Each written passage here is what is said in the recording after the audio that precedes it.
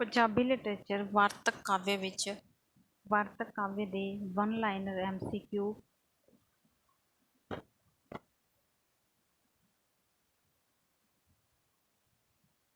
ਭਾਈ ਵੀਰ ਸਿੰਘ ਦੇ ਕੋਈ ਦੋ ਕਾਵਿ ਸੰਗ੍ਰਹਿ ਦੱਸੋ। ਭਾਈ ਵੀਰ ਸਿੰਘ ਦੇ ਦੋ ਕਾਵਿ ਸੰਗ੍ਰਹਿ ਮਟਕ ਹੁਲਾਰੇ ਅਤੇ ਕੰਬਦੀ ਕਲਾਈ ਹੈ। ਪੰਜਾਬ ਦਾ ਛੇਵਾਂ ਦਰਿਆ ਕਿਸ ਕਵੀ ਨੂੰ ਕਿਹਾ ਜਾਂਦਾ ਹੈ? ਛੇਵਾਂ ਦਰਿਆ ਪ੍ਰੋਫੈਸਰ ਪੂਰਨ ਸਿੰਘ ਨੂੰ ਕਿਹਾ ਜਾਂਦਾ ਹੈ। ਭਾਈ ਵੀਰ ਸਿੰਘ ਜੀ ਦੇ ਕਾਵਿ ਸੰਗ੍ਰਹਿ ਹਨ ਮਟਕ ਹੁਲਾਰੇ ਅਤੇ ਕੰਬਦੀ ਕਲਾਈ।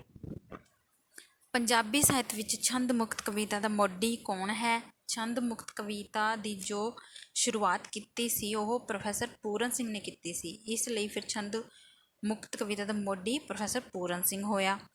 ਪ੍ਰੋਫੈਸਰ ਪੂਰਨ ਸਿੰਘ ਦੀਆਂ ਰਚਨਾਵਾਂ ਦੇ ਨਾਮ ਖੁੱਲ੍ਹੇ ਘੁੰਡ, ਖੁੱਲ੍ਹੇ ਅਸਮਾਨੀ ਰੰਗ, ਖੁੱਲ੍ਹੇ ਮੈਦਾਨ। ਪ੍ਰੋਫੈਸਰ ਪੂਰਨ ਸਿੰਘ ਜੀ ਦੀਆਂ ਕੋਈ ਤਿੰਨ ਰਚਨਾਵਾਂ ਸਾਵੇ ਪੱਤਰ, ਕੁਸੁੰਬੜਾ, ਵੱਡਾ ਵੇਲਾ ਇਹ ਪ੍ਰਸਿੱਧ ਹਨ। ਬਾਬਾ ਬਲਵੰਤ ਕਿਸ ਕਾਵਿਧਾਰਾ ਦਾ ਕਵੀ ਹੈ? ਪ੍ਰਗਤੀਵਾਦੀ।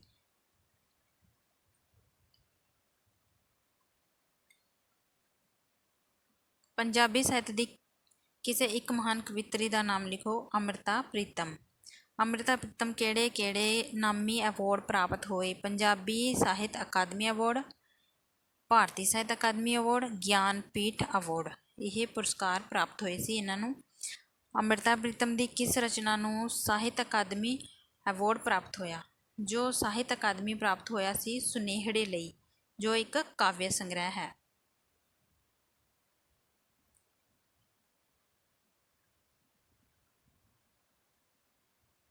ਅੰਮ੍ਰਿਤਾ ਪ੍ਰੀਤਮ ਦੀ ਕਿਸ ਰਚਨਾ ਨੂੰ ਗਿਆਨਪੀਠ ਪੁਰਸਕਾਰ ਮਿਲਿਆ? ਕਾਗਜ਼ ਤੇ ਕੈਨਵਸ ਨੂੰ ਮਿਲਿਆ ਸੀ। ਕਿਹੜੇ ਆਧੁਨਿਕ ਕਾਲ ਦੇ ਕਵੀ ਨੂੰ ਬਿਰਹਾ ਦਾ ਸੁਲਤਾਨ ਕਿਹਾ ਜਾਂਦਾ ਹੈ? ਸ਼ਿਵ ਕੁਮਾਰ ਬਟਾਲਵੀ ਨੂੰ। ਸ਼ਿਵ ਕੁਮਾਰ ਬਟਾਲਵੀ ਦੀ ਆਰੰਭਿਕ ਕਵਿਤਾ ਕਿਸ ਕਿਸਮ ਦੀ ਸੀ? ਸਟੇਜੀ ਕਿਸਮ ਦੀ ਸੀ। ਆਰੰਭ ਵਿੱਚ ਉਹਨਾਂ ਨੇ ਸਟੇਜ 'ਤੇ ਕਵਿਤਾ ਬੋਲਣਾ ਸ਼ੁਰੂ ਕੀਤਾ ਸੀ, ਤਾਂ ਫਿਰ ਉਹਨਾਂ ਦੀ ਪਹਿਲੀ ਕਵਿਤਾ ਸਟੇਜੀ ਕਵਿਤਾ ਸੀ। ਸ਼ਿਵ ਕੁਮਾਰ ਬਟਾਲਵੀ ਦੇ ਕਾਵਿ ਨਾਟ ਦਾ ਨਾਮ ਦੱਸੋ। ਲੂਣਾ। ਲੂਣਾ ਇਹਨਾਂ ਦਾ ਕਾਵਿ ਨਾਟ ਹੈ ਜੋ ਕਿ ਕਵਿਤਾਮਈ ਹੈ ਅਤੇ ਨਾਟਕ ਵੀ ਹੈ। ਸ਼ਿਵ ਕੁਮਾਰ ਬਟਾਲਵੀ ਦੀ ਕਿਸ ਰਚਨਾ ਨੂੰ ਭਾਰਤੀ ਸਾਹਿਤ ਅਕਾਦਮੀ ਅਵਾਰਡ ਪ੍ਰਾਪਤ ਹੋਇਆ ਸੀ? ਲੂਣਾ ਲਈ ਉਹਨਾਂ ਨੂੰ ਭਾਰਤੀ ਸਾਹਿਤ ਅਕਾਦਮੀ ਅਵਾਰਡ ਪ੍ਰਾਪਤ ਹੋਇਆ ਸੀ। ਆਧੁਨਿਕ ਪੰਜਾਬੀ ਕਵਿਤਾ ਵਿੱਚ ਮਨੋਵਿਗਿਆਨਿਕ ਧਾਰਾ ਦਾ ਇੱਕੋ ਇੱਕ ਪ੍ਰਸਿੱਧ ਕਵੀ ਜਿਨ੍ਹਾਂ ਨੇ ਕੀ ਹੈ ਮਨੋਵਿਗਿਆਨਿਕ ਧਾਰਾ ਵਿੱਚ ਜੋ ਹੈ ਕਵਿਤਾ ਲਿਖੀ, ਡਾਕਟਰ ਜਸਵੰਤ ਸਿੰਘ ਨੇਕੀ। ਇੱਕੋ ਇੱਕ ਦਾ ਮਤਲਬ ਕਿ ਸਿਰਫ ਡਾਕਟਰ ਜਸਵੰਤ ਸਿੰਘ ਨੇਕੀ ਨੇ ਹੀ ਮਨੋਵਿਗਿਆਨਿਕ ਧਾਰਾ ਕਾਵਿ ਧਾਰਾ ਅਪਣਾਈ ਸੀ। ਪੰਜਾਬੀ ਸਾਹਿਤ ਵਿੱਚ ਵਾਰਤਕ ਦਾ ਜਨਮ ਕਦੋਂ ਹੋਇਆ? 16ਵੀਂ ਸਦੀ ਵਿੱਚ। ਸ੍ਰੀ ਗੁਰੂ ਨਾਨਕ ਦੇਵ ਜੀ ਦੇ ਜੀਵਨ ਨਾਲ ਸੰਬੰਧਿਤ ਸਾਖੀ ਸਾਹਿਤ ਨਾਲ। ਵਾਰਤਕ ਦਾ ਜਨਮ ਦੇਖੋ, ਹੁਣ ਵਾਰਤਕ ਦਾ ਜਨਮ ਹੋਇਆ ਸੀ 16ਵੀਂ ਸਦੀ ਵਿੱਚ ਅਤੇ ਕਿਸ ਨਾਲ? ਗੁਰੂ ਨਾਨਕ ਦੇਵ ਜੀ ਦੇ ਜੀਵਨ ਸੰਬੰਧੀ ਸਾਖੀਆਂ ਨਾਲ ਹੋਇਆ ਸੀ। ਆਧੁਨਿਕ ਪੰਜਾਬੀ ਵਾਰਤਕ ਦਾ ਮੋਢੀ ਸਰਦਾਰ ਰਾਮ ਫਿਲੌਰੀ ਨੂੰ ਮੰਨਿਆ ਜਾਂਦਾ ਹੈ। ਸਰਦਾਰ ਰਾਮ ਫਿਲੌਰੀ ਦੀਆਂ ਕੋਈ ਦੋ ਵਾਰਤਕ ਰਚਨਾਵਾਂ ਇਹਨਾਂ ਦੀਆਂ ਪ੍ਰਸਿੱਧ ਪੁਸਤਕਾਂ ਹਨ। ਇਹ ਬਹੁਤ ਹੀ ਉਪਯੋਗੀ ਹਨ, ਵਾਰ-ਵਾਰ ਪੰਜਾਬੀ ਐਗਜ਼ਾਮ ਵਿੱਚ ਪੁੱਛੀਆਂ ਗਈਆਂ ਹਨ। ਸਰਦਾਰ ਰਾਮ ਫਿਲੌਰੀ ਦੀਆਂ ਵਾਰਤਕ ਪੁਸਤਕਾਂ ਸਿੱਖਾਂ ਦੇ ਰਾਜ ਦੀ ਵਿੱਥਿਆ, ਪੰਜਾਬੀ ਬਾਤਚੀਤ। ਆਧੁਨਿਕ ਪੰਜਾਬੀ ਨਿਬੰਧ ਰਚਨਾ ਦਾ ਮੋਢੀ ਕੌਣ ਹੈ? ਆਧੁਨਿਕ ਪੰਜਾਬੀ ਨਿਬੰਧ ਰਚਨਾ ਦਾ ਪ੍ਰੋਫੈਸਰ ਪੂਰਨ ਸਿੰਘ ਅਤੇ ਸਰਦਾਰ ਰਾਮ ਫਿਲੌਰੀ ਵਾਰਤਕ ਦੇ ਮੋਢੀ ਹਨ ਅਤੇ ਪ੍ਰੋਫੈਸਰ ਪੂਰਨ ਸਿੰਘ ਨਿਬੰਧ ਦੇ। ਪੰਜਾਬੀ ਵਾਰਤਕ ਦੀ ਪ੍ਰਾਥਮਿਕ ਰਚਨਾ ਕਿਹੜੀ ਸੀ? ਪੁਰਾਤਨ ਜਨਮ ਸਾਖੀ ਸੀ। ਪੁਰਾਤਨ ਜਨਮ ਸਾਖੀ ਨੂੰ ਕਿਹੜੇ ਨਾਂ ਨਾਲ ਜਾਣਿਆ ਜਾਂਦਾ ਹੈ? ਵਿਲਾਇਤ ਵਾਲੀ ਜਨਮ ਸਾਖੀ। ਆਧੁਨਿਕ ਨਿਬੰਧ ਰਚਨਾ ਦਾ ਮੁੱਢ ਕਿਹੜੀ ਸਦੀ ਵਿੱਚ ਬੱਝਦਾ ਹੈ? ਨਿਬੰਧ ਰਚਨਾ ਦਾ 20ਵੀਂ ਸਦੀ ਵਿੱਚ।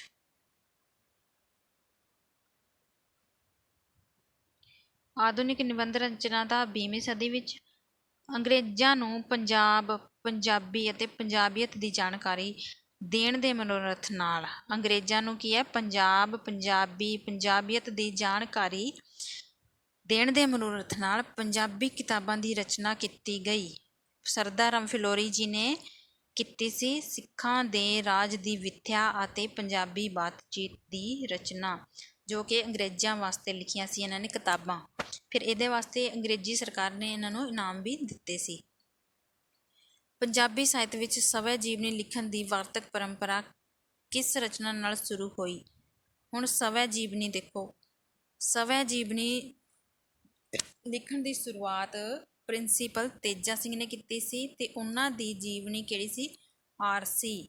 ਸਵੈ ਜੀਵਨੀ ਪਹਿਲੀ ਵਾਰ ਲਿਖੀ ਪ੍ਰਿੰਸੀਪਲ ਤੇਜਾ ਸਿੰਘ ਨੇ, ਆਰਸੀ, ਜਿਹਦੇ ਵਿੱਚ ਕੀ ਹੈ, ਸਵੈ ਜੀਵਨੀ ਵਿੱਚ ਲੇਖਕ ਆਪਣੇ ਬਾਰੇ ਲਿਖਦਾ ਹੈ, ਆਪਣੀ ਨਿੱਜੀ ਜ਼ਿੰਦਗੀ ਦੇ ਬਾਰੇ ਲਿਖਦਾ ਹੈ।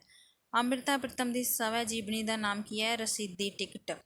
ਦਲੀਪ ਕੌਰ ਟਿਵਾਣਾ ਦੀ ਸਵੈ ਜੀਵਨੀ ਦਾ ਨਾਮ ਹੈ ਨੰਗੇ ਪੈਰਾਂ ਦਾ ਸਫ਼ਰ। ਆਧੁਨਿਕ ਪੰਜਾਬੀ ਨਾਵਲ ਦਾ ਮੁੱਢ ਕਿਹੜੀ ਸਦੀ ਵਿੱਚ ਬੱਝਿਆ ਸੀ? ਨਾਵਲ ਦਾ ਆਧੁਨਿਕ ਨਾਵਲ 19ਵੀਂ ਸਦੀ ਵਿੱਚ ਲਿਖਿਆ ਗਿਆ।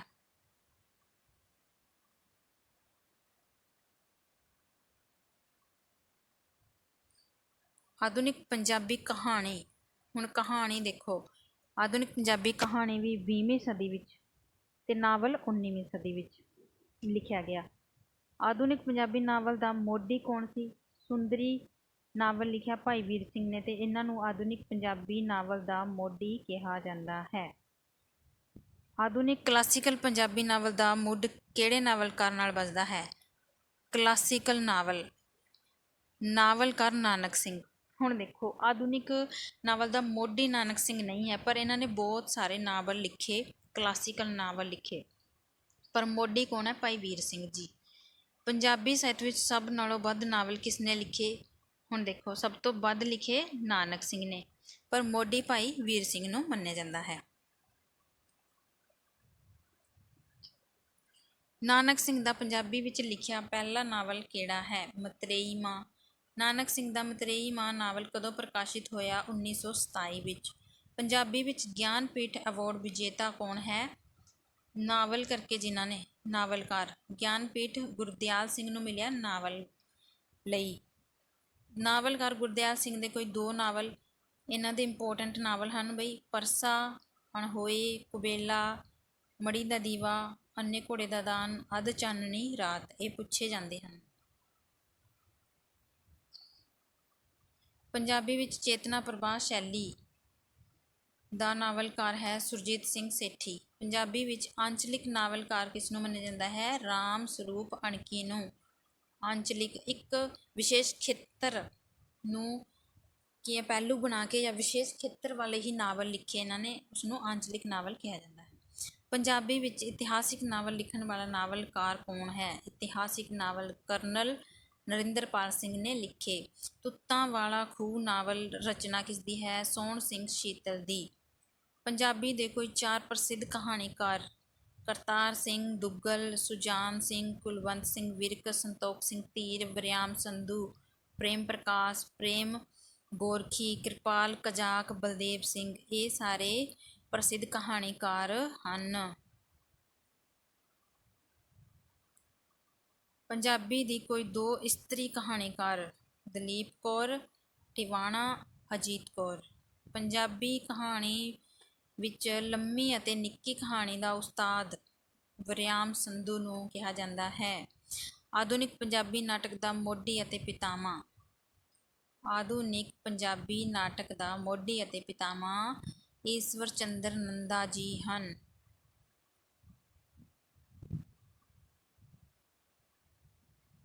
ਈਸ਼ਵਰ ਚੰਦਰ ਨੰਦਾ ਜੀ ਕਿਸ ਪੰਜਾਬੀ ਇਕਾਂਗੀ ਨਾਟਕ ਲਈ ਪ੍ਰਸਿੱਧੀ ਹੋਈ ਇਹਨਾਂ ਦੀ? ਦੁਲਹਨ। ਬਾਅਦ ਵਿੱਚ ਇਸ ਦਾ ਨਾਮ ਸੁਹਾਗ ਰੱਖਿਆ ਗਿਆ। ਦੁਲਹਨ ਸੁਹਾਗ ਇਕਾਂਗੀ ਨਾਟਕ ਕਦੋਂ ਲਿਖਿਆ ਗਿਆ? 1913 ਵਿੱਚ। ਈਸ਼ਵਰ ਚੰਦਰ ਨੰਦਾ ਦਾ ਕਈ ਥਾਂ ਤੇ 1914 ਵੀ ਮਿਲਦਾ ਹੈ। ਈਸ਼ਵਰ ਚੰਦਰ ਨੰਦਾ ਦਾ ਨਾਟਕੀ ਖੇਤਰ ਵਿੱਚ ਉਸਤਾਦ ਕੌਣ ਸੀ? Mrs Nora Richard. Ishwar Chandra Nanda ਦੇ ਨਾਟਕਾਂ ਦਾ ਨਾਮ ਸੁਭਦਰਾ, ਵਰਕਰ, ਸ਼ਾਮੂ ਸ਼ਾਹ। ਈਸ਼ਵਰ ਚੰਦਰ ਨੰਦਾ ਦੇ ਇਕਾਂਗੀ ਨਾਟਕਾਂ ਦੇ ਨਾਮ ਲਿਖੋ। ਝਲਕਾਰੇ, ਲਿਸ਼ਕਾਰੇ, ਚਮਕਾਰੇ, ਇਹ ਸਾਰੇ ਇਕਾਂਗੀ ਨਾਟਕ ਹਨ। ਪੰਜਾਬੀ ਦੇ ਪ੍ਰਮੁੱਖ ਨਾਟਕਕਾਰਾਂ ਦੇ ਨਾਮ: ਈਸ਼ਵਰ ਚੰਦਰ ਨੰਦਾ, ਡਾਕਟਰ ਹਰਚਰਨ ਸਿੰਘ, ਪ੍ਰਿੰਸੀਪਲ ਸੰਤ ਸਿੰਘ ਸੇਖੋਂ, ਬਲਵੰਤ ਗਾਰਗੀ, ਗੁਰਦਿਆਲ ਸਿੰਘ ਫੁੱਲ। ਗੁਰਦਿਆਲ ਸਿੰਘ ਅਲਗ ਹੈ, ਇਹ ਗੁਰਦਿਆਲ ਸਿੰਘ ਫੁੱਲ ਹੈ, ਕਹਾਣੀਕਾਰ ਹਨ ਇਹ। ਸੁਰਜੀਤ ਸਿੰਘ ਸੇਠੀ, ਡਾਕਟਰ ਆਤਮਜੀਤ, ਅਜਮੇਰ ਸਿੰਘ ਔਲਖ, ਗੁਰਸ਼ਰਨ ਸਿੰਘ, ਇਹ ਪ੍ਰਸਿੱਧ ਕਹਾਣੀਕਾਰ ਹਨ। ਬਲਵੰਤ ਗਾਰਗੀ ਦਾ ਪਹਿਲਾ ਨਾਟਕ ਕਿਹੜਾ ਸੀ? ਲੋਹਾ ਕੁੱਟ। ਪੰਜਾਬੀ ਸਾਹਿਤ ਵਿੱਚ ਕਿਹੜੇ ਦੋ ਪ੍ਰਸਿੱਧ ਕਵੀ ਕਵਿੱਤਰੀਆਂ ਨੂੰ ਪਦਮ ਸ਼੍ਰੀ ਸਨਮਾਨ ਮਿਲਿਆ? ਕਿਹੜੇ ਸੀ? ਅੰਮ੍ਰਿਤਾ ਪ੍ਰੀਤਮ ਅਤੇ ਡਾਕਟਰ ਸੁਰਜੀਤ ਪਾਤਰ ਨੂੰ ਮਿਲਿਆ ਸੀ ਬਈ ਪਦਮ ਸ਼੍ਰੀ ਅਵਾਰਡ। ਪੰਜਾਬੀ ਸਾਹਿਤ ਵਿੱਚ ਗਲਪ ਸਾਹਿਤ ਨਾਲ ਸੰਬੰਧਿਤ ਰੂਪ: ਨਾਵਲ ਅਤੇ ਕਹਾਣੀ। ਪੰਜਾਬੀ ਸਾਹਿਤ ਵਿੱਚ ਬਿਰਤਾਂਤਕ ਸਾਹਿਤ: ਨਾਵਲ ਅਤੇ ਕਹਾਣੀ, ਜਿਸ ਵਿੱਚ ਵਿਸਥਾਰ ਸਹਿਤ ਲਿਖਿਆ ਜਾਂਦਾ ਹੈ, ਬਿਰਤਾਂਤਕ ਸਾਹਿਤ ਹੈ ਇਹ। ਸਾਹਿਤ ਦਾ ਉਹ ਕਿਹੜਾ ਰੂਪ ਹੈ ਜਿਸ ਵਿੱਚ ਮੰਚ ਜ਼ਰੂਰੀ ਹੈ? ਨਾਟਕ ਅਤੇ ਕਾਂਗੀ ਵਿੱਚ ਮੰਚ ਜ਼ਰੂਰੀ ਹੈ।